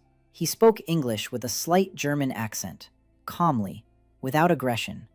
He said there was no point in continuing, that he had 12 men, that he knew there were women and 1 man in the cave, that if they laid down their weapons, he would guarantee their lives, that otherwise, in 10 minutes, everyone would be dead. Hana replied loudly. She said she agreed to negotiate personally with the commander, that she was ready to go out to him. Voight said he agreed, that he was coming out to her with 1 man. Hana whispered to Owen that it was a trick, that they needed to stall for time, that Riley had been counting for 6 minutes already, that they needed another 15 minutes. Voight stepped out into a lit area 10 meters from the cave entrance. Tall, with a short beard. The One. With an automatic rifle slung over his shoulder. A second man behind him. Hana emerged from the cave with her hands raised. Owen stood at the entrance, half a step behind her. Voight looked at Hana. Then he shifted his gaze to Owen. He smirked. He asked Owen who he was. He said that, as far as he knew, there wasn't a single significant man on this flight's manifest, that there was only 1 trainee flight attendant visiting the cockpit, that surely it wasn't him, that surely this whole defense was being held up by a guy with a cart. Owen looked at Voight and saw a tag above him. Not a name, he already knew the name, but a tag of necessity. Above Voight was written that a person needs to understand that he was wrong. Owen replied quietly. He said that yes, it was him, that he was the service staff, that his job was to ensure all passengers arrived alive. Voight narrowed his eyes. He said that was sweet, that it was touching, that he had exactly 30 seconds to think it over, that after that, he would give the order to storm the ship. Owen looked at Hana. Hana blinked once. It was a signal. Behind his back, Owen discreetly slipped the hand holding the mug into his pocket and pulled out, with his other hand, a small fuse on a thin string that ran behind his back and back into the hold. To Sarah. Sarah had been waiting for that signal. Sarah tugged on the string. One of Hana's main noise charges went off right under the feet of Voight's second fighter. A roar, a flash. The fighter fell. Voight recoiled. At that moment, Hana darted to the side and shouted at Owen to get down. Owen fell. Hana fired a single shot from her pistol. Voight cried out and clutched his shoulder, a non-fatal wound. The rest of Voight's fighters ran down the bunker path. Hana rolled back toward the cave. Owen followed her. Eliza leaped out of the cave with a spear and stood in front of the entrance. Sarah threw a second charge at the charging group. An explosion. 2 fell. The fighters stopped. Voight lay on the ground, trying to get up. Hana shouted at the top of her lungs that they still had 8 charges ready to detonate, that any move forward meant the death of half the squad, that it was better to retreat now. The fighters exchanged glances. One of them lowered his rifle. The other didn't. And at that moment, a new sound came from above in the sky. Not an enemy helicopter, something else. A deep bass hum that was growing louder from the northeast. Everyone looked up. Lights appeared over the sea, above the horizon. Not 1, not 2, 3, 4, 5. The landing lights of helicopters were passing over the island, combat helicopters, with identification marks that Eliza could make out even from here. U.S. Marines. Eliza gasped. She said aloud that they were here, that Riley had called them, that the signal had been received. Voight raised his head and looked at the sky.